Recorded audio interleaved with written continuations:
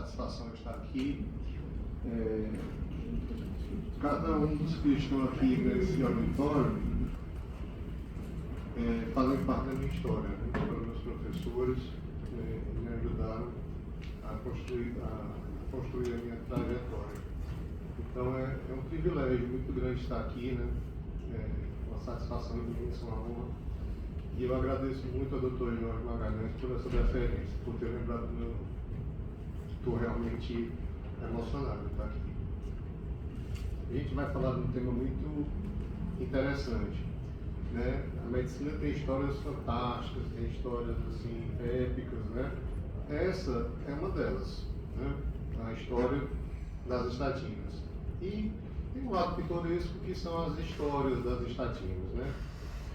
Então, nessa aula, nesse encontro, a gente vai abordar os aspectos históricos, né, da descoberta do colesterol, a descoberta da sua relação com a aterosclerose, a via épica, né, a verdadeira via crucis que foi a descoberta das estatinas, os impactos das estatinas na prática clínica e na saúde pública, e as verdades, controvérsias e as crenças populares a elas relacionadas.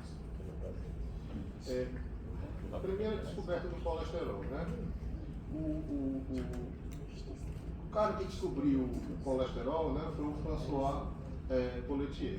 Ele era um médico e químico francês, né, que ele identificou o colesterol, né, na forma de cálculos biliares. Na época, ele não chamou isso de colesterol. Ele disse que era uma espécie de gordura sólida. 30 anos depois, um químico francês, né, o Eugène Crevel, ele nomeou essa gordura sólida, né, de colesterina, né?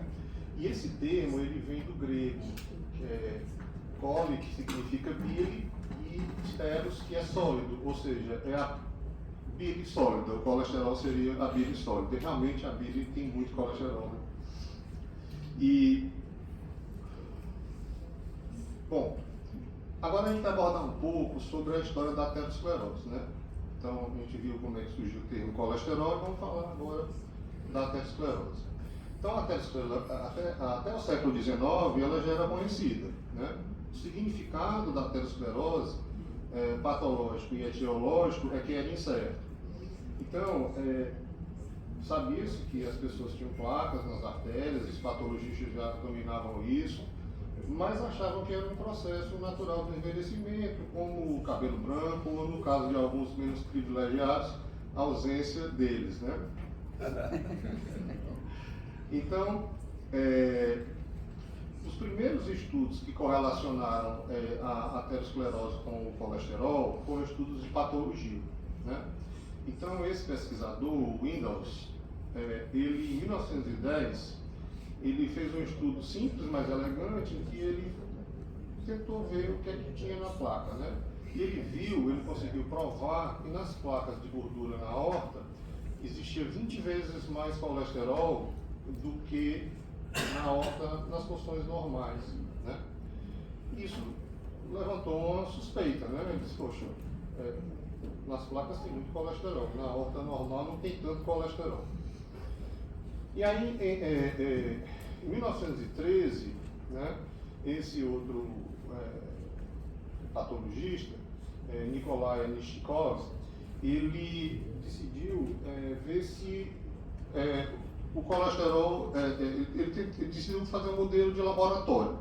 Então ele decidiu alimentar coelhos com uma dieta extremamente rica em colesterol e ele constatou, né, que ao longo do tempo esses coelhos passaram a desenvolver aterosclerose muito grave na aorta, ao passo que os coelhos que se alimentavam de maneira normal, eles não tinham tanta aterosclerose, né?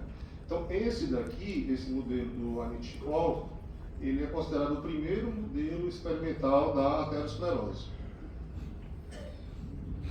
E aí, em 1900, passou-se um tempo, essa relação ficou como um levantamento de hipótese, E aí, em 1939, um clínico norueguês chamado Carl Miller, né, ele descreveu algumas famílias que tinham colesterol elevado e que eles sofriam ataques cardíacos prematuros, né? Então, o casamento, a relação, o namoro entre colesterol e aterosclerose estava ficando mais sério, né? O começo desse namoro foi ali 20 anos antes, mas agora ele estava ficando mais sério, esse namoro, né? E em 1970, o Kakadurian, ele conseguiu descobrir genes relacionados àquele padrão de hipercolesterolemia familiar que foi descrito pelo Carl Miller, né? E aí, essa síndrome ficou conhecida como síndrome de hipercolesterolemia familiar, que foi uma síndrome que, assim como em diversas outras coisas da história da medicina, foi uma tragédia pessoal, mas que serviu para o desenvolvimento da ciência, né? Porque esses pacientes que eram mais graves, que tinham uma hipercolesterolemia, que tinham mais eventos, era mais simples você testar medicações nesses pacientes sem o risco a relação risco-retorno está sendo desfavorável, né? Então, essa história da hipercolesterolemia familiar começou aí, tá? Então, esses estudos histopatológicos do Windows, os modelos animais, do Anitikov, e esses estudos genéticos do Carl Miller e do Kakadurian, eles sugeriram fortemente uma relação causal entre o colesterol, aterosclerose e doença arterial coronariana. Mas eles serviram mais como estudos de levantamento de hipótese. E aí vem a década de 40, que foi considerada a década da virada, né? Então, até então, existiam essas hipóteses, até mais ou menos 1920, achava-se que a aterosclerose era um processo que era natural do envelhecimento, e aí, em 20 anos, a coisa mudou e passou a ter todo esse questionamento da relação entre o colesterol e a aterosclerose. E aí vieram os estudos epidemiológicos, né? Eles queriam ver nesses estudos que realmente essa relação era sustentável, né? Que eu brinco dizendo que é o noivado entre o colesterol e a aterosclerose, né? Tem essa história de namoro entre o colesterol e a aterosclerose. Os estudos de epidemiologia dessa época constituíram o noivado. O namoro está ficando cada vez mais sério. E aí um estudo que acho que todos aqui conhecem, né? Um estudo consagrado que mudou a história da medicina, que foi o estudo da coorte de Framingham, né? Que é uma cidade que fica em Massachusetts, perto de Boston, né? Que iniciou em 1948, seguindo 5 mil indivíduos, e que perdura até hoje esse estudo, né? Já tem neto e bisneto sendo acompanhado. Esse estudo foi que definiu, só por curiosidade, as metas de colesterol, de pressão, né? Os fatores de risco classicamente conhecidos até hoje. Então, o estudo de Framingham, ele forneceu a primeira evidência de que os indivíduos com níveis elevados de colesterol no sangue, eles tinham a maior probabilidade de sofrer um infarto agudo do miocárdio nos anos subsequentes, né? Porque ele foi uma coorte, foi um estudo prospectivo. Então, a força da evidência, ela vai aumentando progressivamente. E aí veio os estudos epidemiológicos da Universidade da Califórnia, em Berkeley, né? Esse cara, o John Goffman, ele estabeleceu a conexão entre os níveis elevados de colesterol e a ocorrência de doença coronária. E ele tinha umas centrífugas, ele separou as lipoproteínas em vários tipos, né? E aí veio aquele termo de LDL, HDL, bom colesterol, mau colesterol, veio aí desses estudos da Universidade de Berkeley. E teve esse estudo, o Seven Countries Study, liderado pelo Ansel Keys, que estabeleceu uma correlação firme entre o colesterol e a doença arterial coronariana, né? Então o estudo mostrou que a incidência de ataques cardíacos em 15 mil homens de meia idade, acompanhados por 10 anos era linearmente proporcional ao nível de colesterol no sangue. Então, quanto maior o nível do colesterol, maior a incidência de ataques cardíacos. Então, parecia que o noivado ia virar casamento, né? Parecia que a coisa era meio que... a coisa estava se desenhando de uma maneira que estava bastante consolidada. Então, nesse contexto, passaria a ser imperativa a busca por fármacos que controlassem os níveis séricos de colesterol. Porque se o colesterol era o vilão da coisa, da aterosclerose, né? Então o racional é que se procurassem por medicações que controlassem os níveis séricos de colesterol. Né? E assim se deu. Né? Então foram iniciadas inúmeras pesquisas mais profundas sobre o colesterol, né? E que foram objeto de estudo da vida de 13, nada mais, nada menos, do que os ganhadores de 13 prêmios Nobel de Medicina. Quer dizer, é muita coisa. Né? Acho que poucos ramos da ciência médica foram tão laureados e tiveram tantos estudos quanto esse. Né? Que eu digo que esses 13 prêmios Nobel são os padrinhos desse casamento, né? Entre o colesterol e a aterosclerose. Né?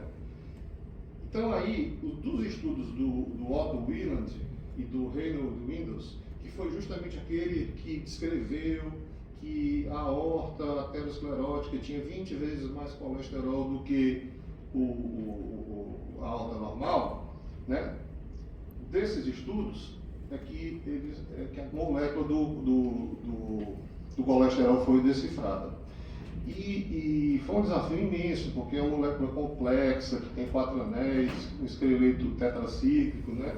E foi um estudo extremamente desafiador. Então, esses dois pesquisadores, eles trabalharam, né, na elucidação da molécula do colesterol. E eles ganharam o prêmio Nobel. Né? Eles ganharam o prêmio Nobel de Química em 1927, o Wieland. Né? Ele esclareceu a estrutura química dos ácidos biliares e o metabolismo dos lipídios. Né? E o Windows, que foi aquele da placa na aorta, ganhou o prêmio Nobel de Química em 1928, na pesquisa dele sobre os esteróides. E ele trabalhou na prova da estrutura do colesterol. Então, a ciência, em 1928, já sabia de como era a composição química da molécula do colesterol. Né? E aí, o próximo passo, né, o próximo grande avanço, foi um esforço intelectual imenso, né, que foram empreendidos na década de 50 para decifrar a via metabólica do colesterol. Como é que o colesterol era formado? Porque se era racional buscar uma medicação para o colesterol, era mais racional ainda entender como é que ele era confeccionado no organismo. Então isso passou a ser imperativo. Né? E aí esse casamento entre o colesterol e a aterosclerose passou a ter mais padrinhos. Né? O Konrad Bloch e o Feodor Leiner, eles também foram ganhadores do prêmio Nobel. Né? E eles elucidaram a questão da biossíntese do colesterol. Né? Então, toda aquela cascata, essa cascata imensa, que tem mais de 30 reações enzimáticas, foi elucidada por esses dois pesquisadores. Né? E essa cascata, ela tem uma parte que é crucial, que é logo no começo dela, ainda na sua primeira etapa. Essa cascata tem mais de 30 enzimas, ela é dividida didaticamente em 4 etapas. Né? No segundo passo da primeira etapa tem esse passo aqui, essa HMG-CoA redutase virando mevalonato. E essa enzima, né, a HMG-CoA redutase, atuando nesse processo. As estatinas, elas atuam aqui. Tá? Então, descobrir isso foi fundamental para que se pudesse pensar em drogas que viriam depois para poder atuar justamente nessa etapa. Então, essa via é extremamente complexa, só por curiosidade eu coloquei aqui, tá? São inúmeros passos, mais de 30 reações enzimáticas, e eles ganharam o Nobel porque descobriram justamente isso aqui.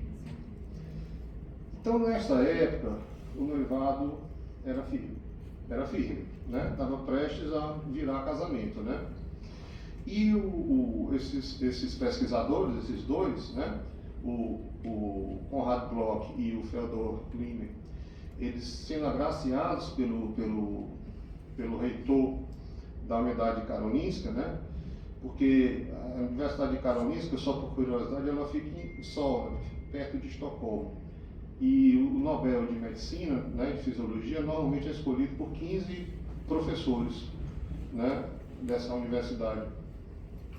E eles analisam as principais contribuições da humanidade no ramo da ciência médica e decidem escolher alguém para poder agraciar com o Nobel. Então, é dessa universidade que se escolhe o Nobel de Medicina. Então, o reitor ele ficou muito impressionado com essa descoberta do colesterol e com o potencial que isso podia trazer para a humanidade.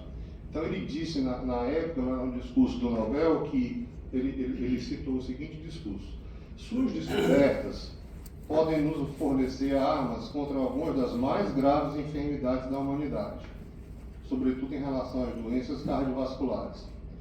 Realizações como as suas tornam não irrealista esperar um tempo em que a humanidade não só viverá sob condições muito melhores, mas será em si mesma bem melhor, né?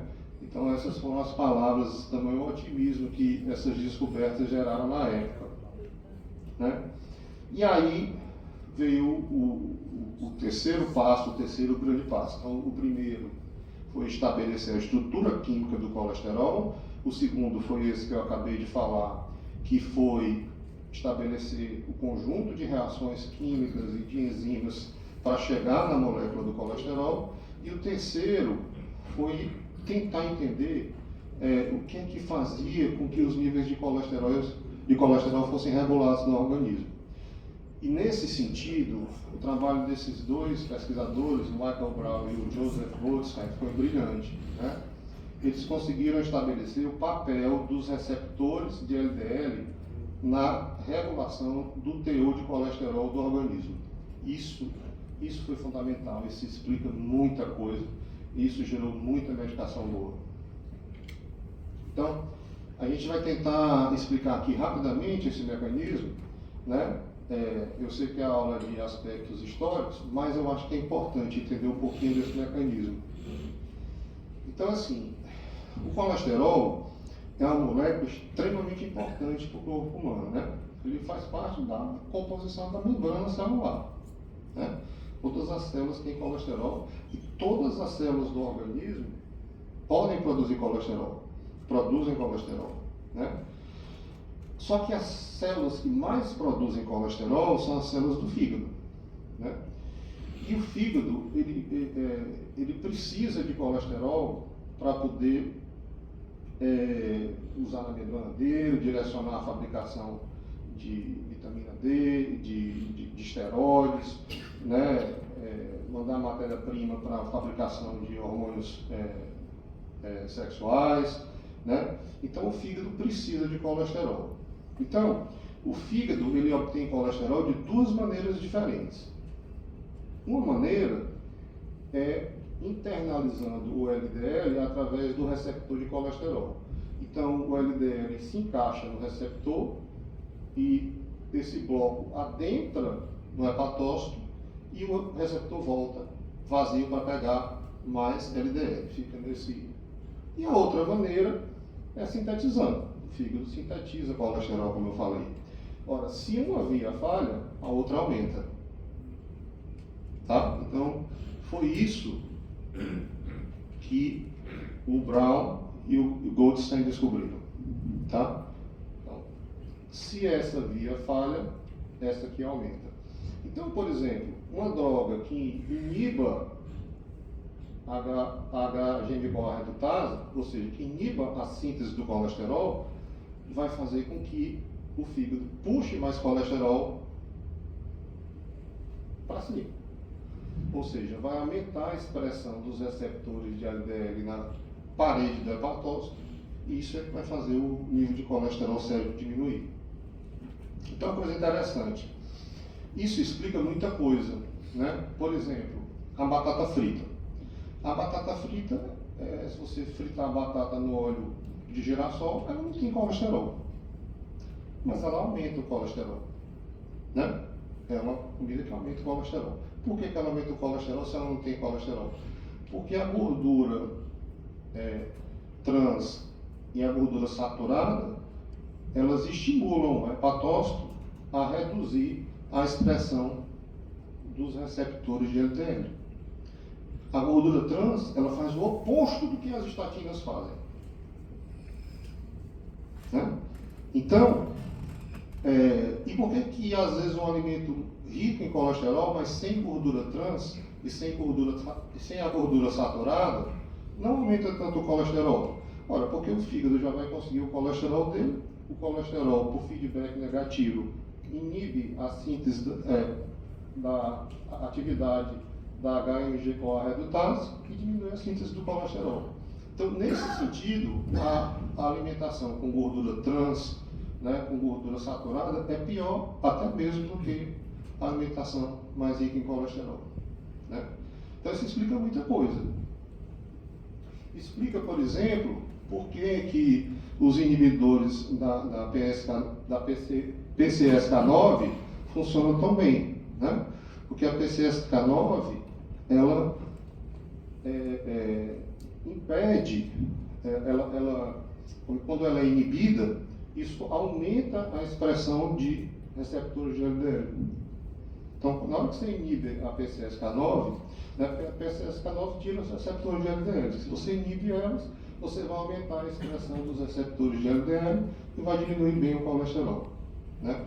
Então, a descoberta desses dois caras aqui foi fantástica. Foi um avanço e tanto, né, para entender o funcionamento da coisa e abriu as portas para a elucidação e para a confecção de inúmeros fármacos. Aí, nesse casamento, teve um padre, né, que foi o professor Akira Endo, né, que foi o sujeito que descobriu e conseguiu sintetizar a primeira estatina, tá certo? Então, a relação ficou séria, teve o noivado, inúmeros padrinhos, né? E aqui o padre, tá?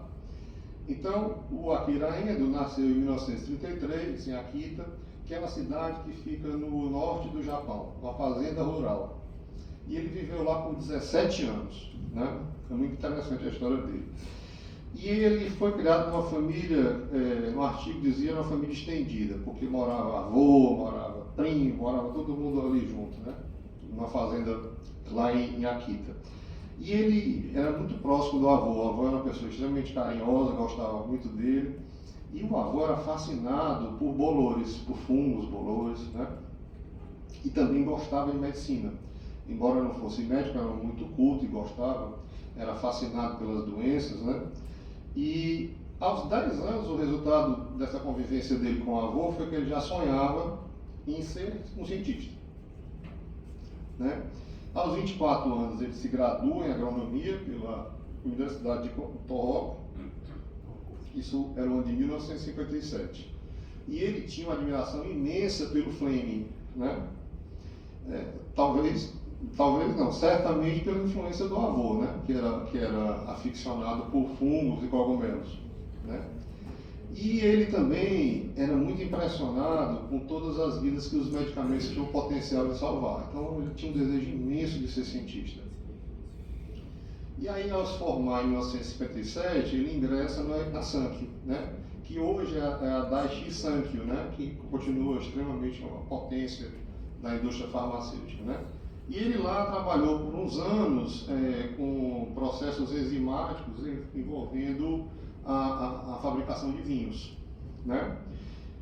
Aí, em 1965, ele se interessou pelo processo da biossíntese do colesterol. Ele acertou, ele fez uma coisa bacana, mas pelo motivo errado. A gente vai já entender o que foi que aconteceu. Aí ele escreveu uma carta para o Conrad Bloch, que foi um dos 2 prêmios Nobel que trabalharam na elucidação daquela cascata, né, de mais de 30 reações enzimáticas. Mas aí ele não conseguiu, né? Eu acho que ele não era muito humilde, né? Ele quis um estágio e escreveu a carta para o Nobel. E aí teve, surpreendentemente, a carta foi negada, né? E aí ele conseguiu um estágio em Nova York, né? E trabalhou com um bioquímico, o Bernard Horaker. E ficou lá uns anos em Nova York e trabalhou no desenvolvimento de algumas enzimas, algumas reações enzimáticas, mas nada assim muito fabuloso. Mas aí, o que Nova York contribuiu para ele foi o preparo intelectual que ele teve, como se fosse uma residência que ele tivesse feito, né? E também ele ficou muito impressionado porque ele morava lá no Bronx e ele via a quantidade, assim, quem já foi em Nova York sabe, é um caos, né? Aquelas sirenes, sirene para todo lado, ambulância, bombeiro.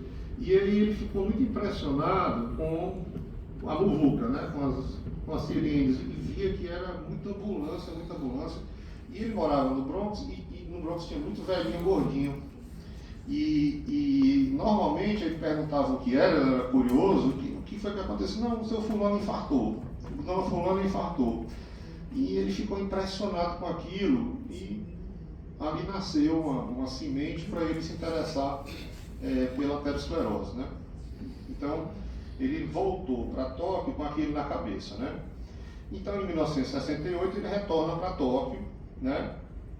E aí, já mais preparado, com um currículo melhor, a Sankyo, ela dá a oportunidade dele de trabalhar num projeto de escolha própria, né?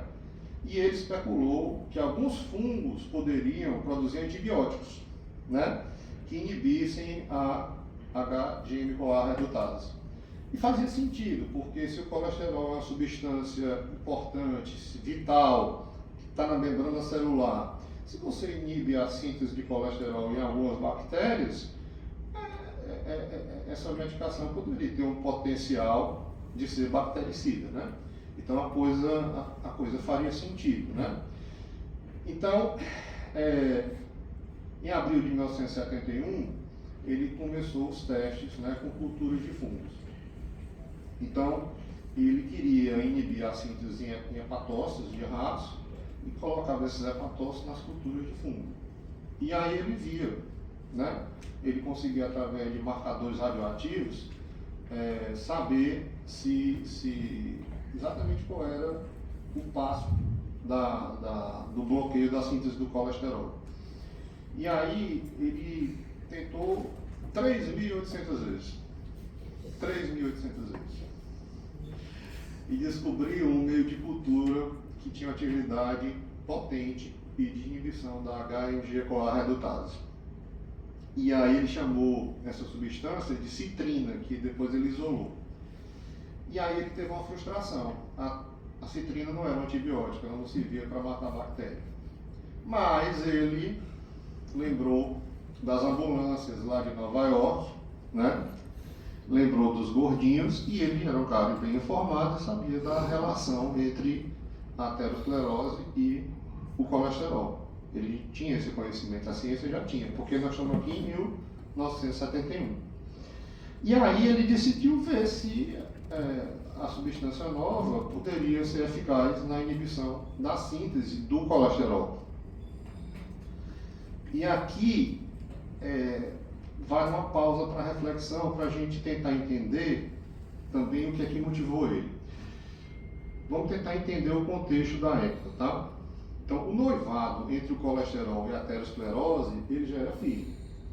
Mas ele precisava de uma prova de amor ainda maior. E por que essa prova de amor não vinha?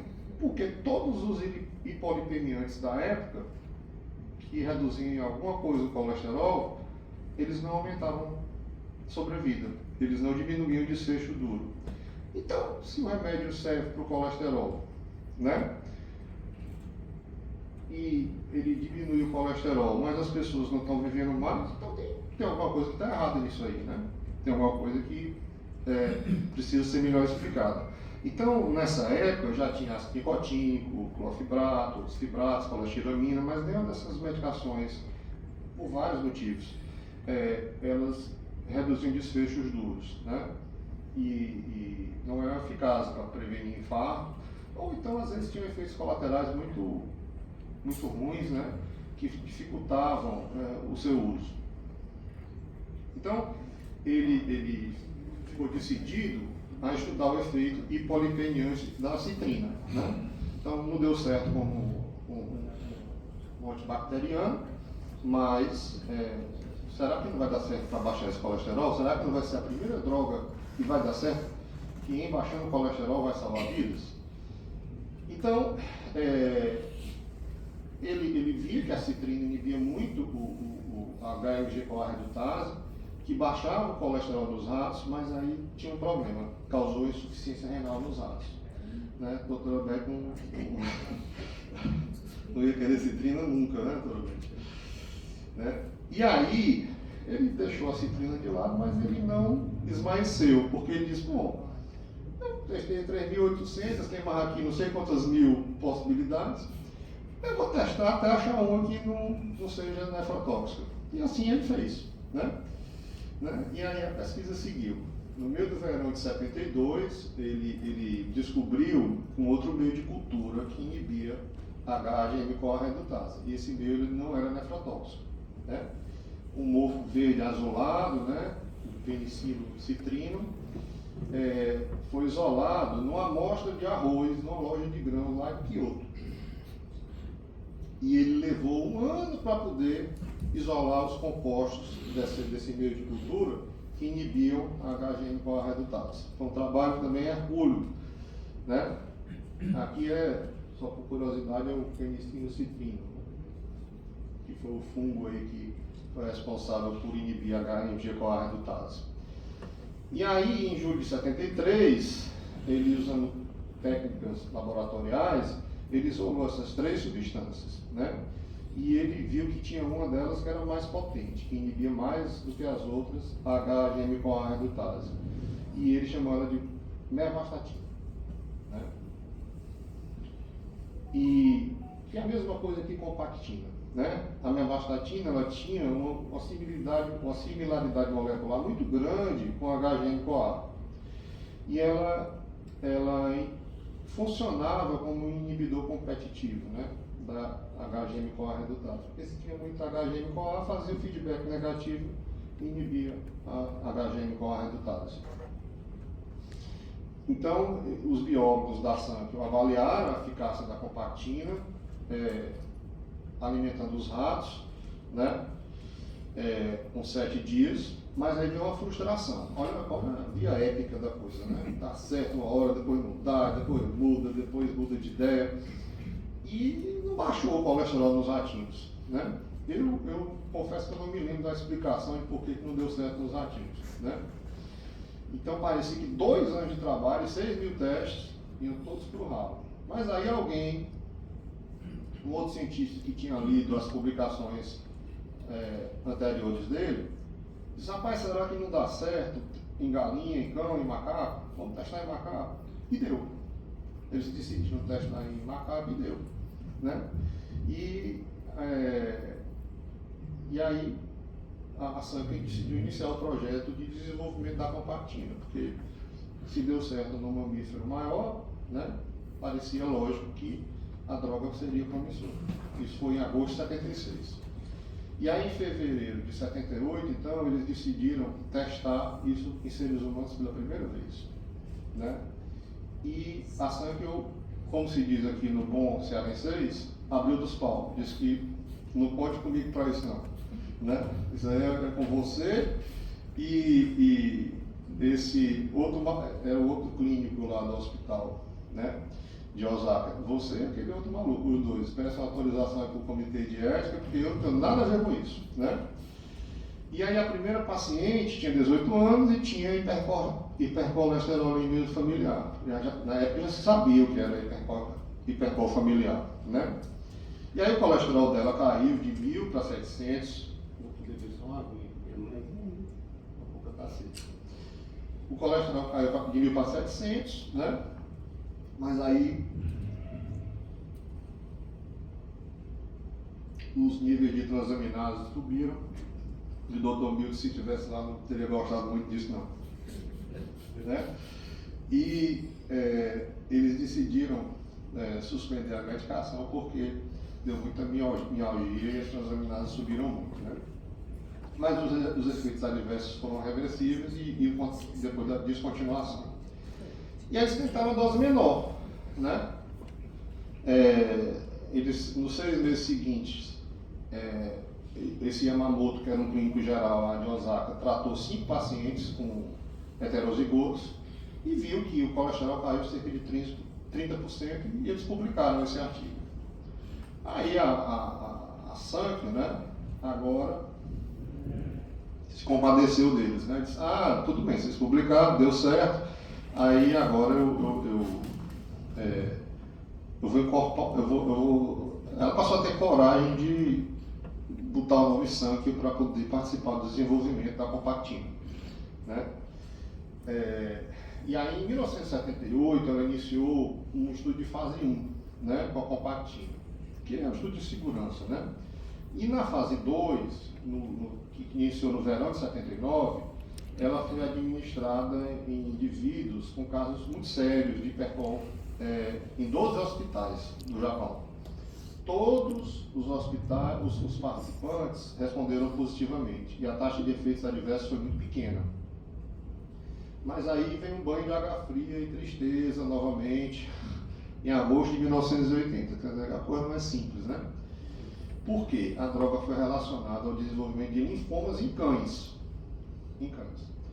Aqueles estudos de fase 1, que era uma dose 10 vezes maior do que a que eles testavam em seres humanos, os cães começaram a desenvolver linfomas. Eles disseram, vamos parar, né? Então veio esse banho de água fria. Só que aí a indústria farmacêutica já estava lendo as publicações, já estavam a par, já estava interessada nisso, né?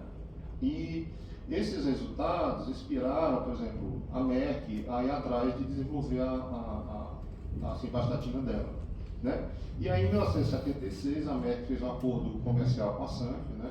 E obteve amostras de compactina e dados confidenciais das pesquisas do Akira Endo. E decidiu encontrar suas próprias estatinas. E encontrou, né? Em fevereiro de 79 conseguiram fazer uma estatina muito semelhante, né? A mevinolina, e que foi isolada do fungo Aspergillus terreus. E essa mevinolina depois se chamou de lovastatina, né? Então a lovastatina, os estudos dela, né, que foi a primeira que foi lançada, começaram em abril de 1980, né? E os estudos com a lovastatina tinham sido suspensos por conta dos relatos de câncer nos estudos com a compactina. Só que em 81, com as descobertas do Brown e do Goldstein, né, e a compreensão daqueles mecanismos que eu expliquei dos receptores, e vendo que com doses 10 vezes menores esses cânceres não vinham nos cães, eles decidiram retomar os estudos com seres humanos.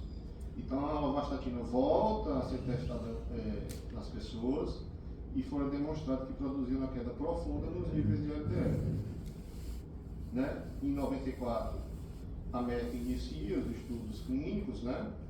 E em 96 o FDA, né, aprova a lovastatina para uso clínico, tá? 2 anos antes, né, o Brown e o Goldstein receberam o prêmio Nobel, que eu tinha já mostrado para vocês, tá? E aí depois vieram, ao longo dos anos, inúmeras outras estatinas e cada uma delas com características próprias, que eu não vou me aprofundar nisso aqui não. E aí, depois do desenvolvimento dessas estatinas, veio a era dos grandes trials, né? E dos grandes estudos, né? Já tinha um casamento, já tinha tido um namoro, já tinha tido os padrinhos, já teve o padre, já casou, todo mundo já se convenceu que a aterosclerose estava relacionada com o colesterol, e já surgiram drogas que atuavam nesse processo, drogas melhores do que as que se tinha, né? E aí vamos ver qual que é a influência dessas drogas. E aí vieram os grandes trials, olha, isso aqui é só uma pequena parte dos estragos, né? Então tem estudos muito importantes, o 4S, né? O LIPID, o HPS, o PROVIT, né? O Júpiter, né? E eu não vou me tecer sobre esses estudos, porque eu acho que não é o objetivo da apresentação, mas em resumo, mais de 90 mil pessoas foram seguidas por anos e anos, e os resultados em todos os estudos foram consistentes, né? O tratamento com as estatinas reduziu o colesterol plasmático e reduzia os ataques cardíacos na mesma proporção, né? Então eu vou pular aqui esses slides dos estudos. Eu aproveito para falar dos residentes, né, desses estudos, mas aqui não. Então, agora vamos para o que está estabelecido hoje em dia, né? Depois desse monte de informação, desse monte de estudo, o que é que está estabelecido, né? O que é verdade, a gente vai falar do que é verdade, do que é controverso e do que é desinformação, né? Então, o que é que está estabelecido sobre as estatinas? As estatinas reduzem infarto e AVC, tá? Isso é consistente, isso é verdade absoluta, isso não tem dúvida. A ciência não tem dúvida nenhuma disso. Mas reduz para quem tem indicação de tomar, né? Não reduz se você não tiver indicação de tomar. Se você tiver alto risco cardiovascular, no contexto da prevenção secundária, então no contexto da prevenção primária, para os indivíduos que têm o risco de intermediário para cima, né? E elas reduzem mortalidade por infarto e também reduzem a mortalidade por todas as causas. Uma vez o residente perguntou, doutor, como assim mortalidade por todas as causas? Doutor, eu digo, rapaz, é o seguinte, se você fizer essa intervenção, você tem 10% a menos de chance de morrer de um acidente de avião, de tudo, bicicleta, avião, o que for, é 10% a menos. Pode não fazer muito sentido do ponto de vista lógico, mas é isso, mortalidade por todas as causas, você tem que morrer por qualquer causa, né? Interna ou externa, é isso, né? Então ela reduz a mortalidade por todas as causas. E ela também reduz o tamanho da placa. A estatina tem estudos que mostram que ela reduz o tamanho da placa, tá? Então, por exemplo, esse estudo, que é o Cholesterol Treatment Trialists, né? É um estudo extremamente conhecido que foi uma meta-análise, né? Que juntou trials imensos, né? Juntaram mais de 170 mil pacientes, né? E esse estudo ele é muito impactante, porque ele mostrou tudo aquilo que eu expliquei no slide anterior, tá? Então, as reduções no LDL promovem reduções na incidência de ataque cardíaco, de revascularização e de AVC. Para cada 39 miligramas por decilitro de redução do LDL, a taxa anual de grandes eventos cardiovasculares cai 20%. Então, o segredo da imortalidade seria reduzir, né, em 180 miligramas por decilitro, que ninguém morria mais, né? E interessante, isso se mantém, né, até uma redução de 80 a 120 miligramas por decilitro. Você reduzir, a mortalidade cai em torno de 40 a 50%, mortalidade cardiovascular, sobretudo as custas de infarto. É interessante. A estatina reduz morte por todas as causas, reduz morte por infarto, reduz AVC, mas não reduz de maneira estatisticamente significativa morte por AVC, né? Tá? E uma coisa importante desse estudo, né, que viu 170 mil pacientes seguidos por muitos anos. Não houve aumento da incidência de câncer, tá? Os pacientes que usavam estatina. Mesmo entre as pessoas com nível de LDL mais baixo, ou seja, teoricamente aquelas pessoas que estavam usando uma dose maior de estatina. Então, as estatinas reduzem as placas, está aqui. 4 estudos que mostraram que sim, que elas reduzem o tamanho de placa, né? A placa não some, mas diminui de tamanho, tá? E aí vamos para as controvérsias, né? As estatinas podem prejudicar a memória? Isso é uma preocupação, né? Podem causar diabetes? Estão relacionadas com AVC hemorrágico? E tem um limite inferior para o LDL, né? Vamos lá, vamos falar aqui de cada uma dessas coisas, tá? Então, em 2012, o FDA emitiu um alerta para possíveis efeitos de estatinas na cognição. Teve relatos de casos esporádicos de indivíduos com amnésia global transitória que usaram estatinas. Relatos anedóticos, assim, de outras diminuições da cognição, mas que foram reversíveis após a suspensão, né? E aí, as revisões sistemáticas e meta-análise dos ensaios clínicos randomizados não demonstraram que os efeitos eram muito expressivos nem significativos, né? E a National Lipid Association, né, nas suas diretrizes, indica que, embora haja relatos ocasionais de comprometimento cognitivo leve, né, as estatinas elas não estão associadas como classe a efeitos adversos na cognição, tá? Estatina e diabetes. De onde veio essa história? Eu brinco sempre dizendo que veio de Júpiter, né? Veio do estudo Júpiter, né? Eles observaram a maior incidência de casos de diabetes nas pessoas que tomavam a rosuvastatina. O estudo Júpiter, para quem não lembra, foi um estudo que testou o efeito terapêutico da rosuvastatina em pacientes, era 20 mg de rosuvastatina em pacientes que tinham PCR aumentada. E ele mostrou que tinha redução de desfecho, né? Mas nesse estudo achou-se uma associação entre o desenvolvimento de diabetes e a rosuvastatina. E depois do Júpiter, outras análises de estudo mostraram que essa associação realmente existia. A questão não é essa, a questão é que elas reduzem morte cardiovascular e que quem toma estatina é porque precisa, não é porque quer. Então, para o paciente que necessita da estatina, o benefício é maior do que o risco. Como toda e qualquer intervenção médica, a gente tem sempre que pesar a relação de risco-benefício, né? As estatinas e o risco de AVC hemorrágico, né? Sim, esse estudo, né, o SPARC, ele identificou um aumento do risco de hemorragia intracerebral naqueles pacientes que tomavam estatina de alta potência, né, e que já tinham tido um AVC prévio, certo? Outros estudos não notaram essa associação, né? Mas, de qualquer maneira, essa associação entre a estatina de alta potência e indivíduos propensos, indivíduos com um fator de risco maior para ter AVC hemorrágico, por exemplo, quem são? O cara toma anticoagulante, o cara já teve AVC hemorrágico prévio, o cara tem uma microangiopatia, uma amilose cerebral, né?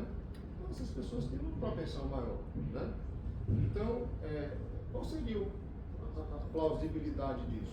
Tem uma plausibilidade. A plausibilidade é que a estatina ela diminui a trombogenicidade.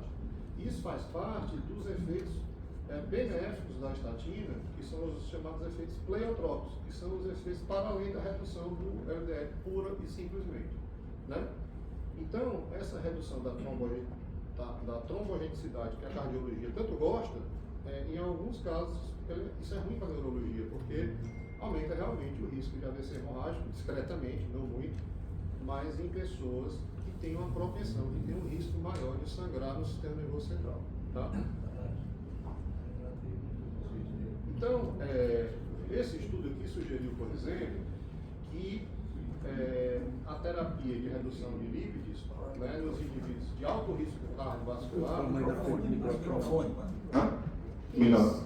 Esse estudo aqui sugeriu, por exemplo, que a terapia de redução de lípides em indivíduos com alto risco cardiovascular, se fosse feita com inibidores da PCSK9, o risco de hemorragia intracraniana era discretamente menor do que com estatinas de alta potência. Então, talvez para esse grupo específico de pessoas, os inibidores da PCSK9 tenham essa indicação.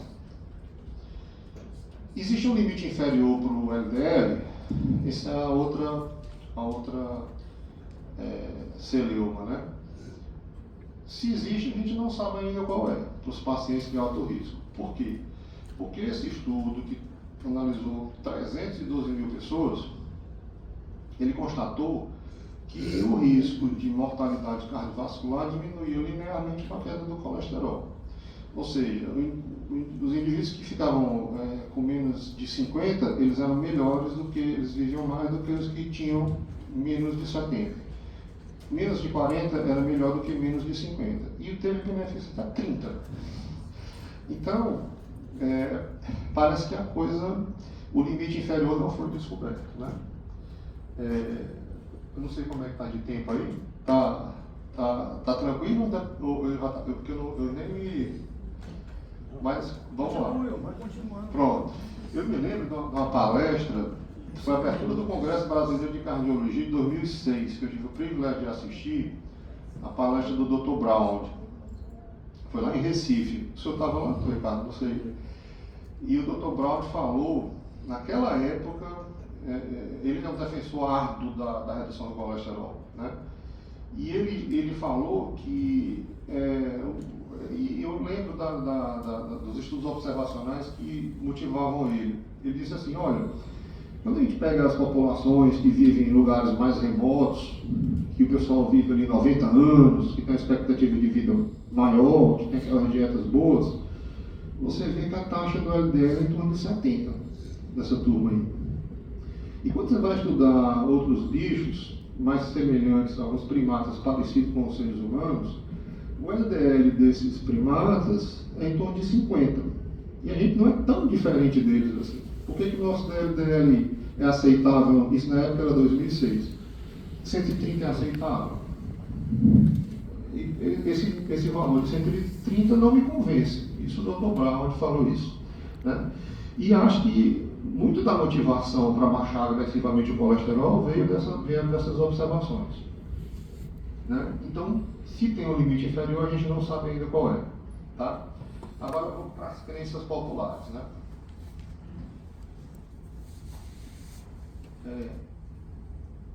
Tem evidências derivadas de estudos de patologia, né?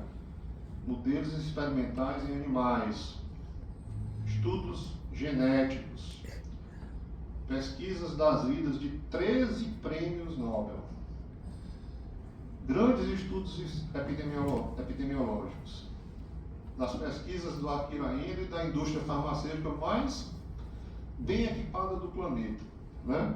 Dos grandes trials, das meta-análises e até mesmo de Júpiter, né? Tem evidências do benefício das estatinas. Mas esse sujeito especificamente me dá tanto trabalho lá no consultório. Toda semana eu gasto pelo menos 1 hora da minha vida tentando fazer o mal que esse indivíduo faz à humanidade, né? Ele é o amigo farrista do colesterol, né?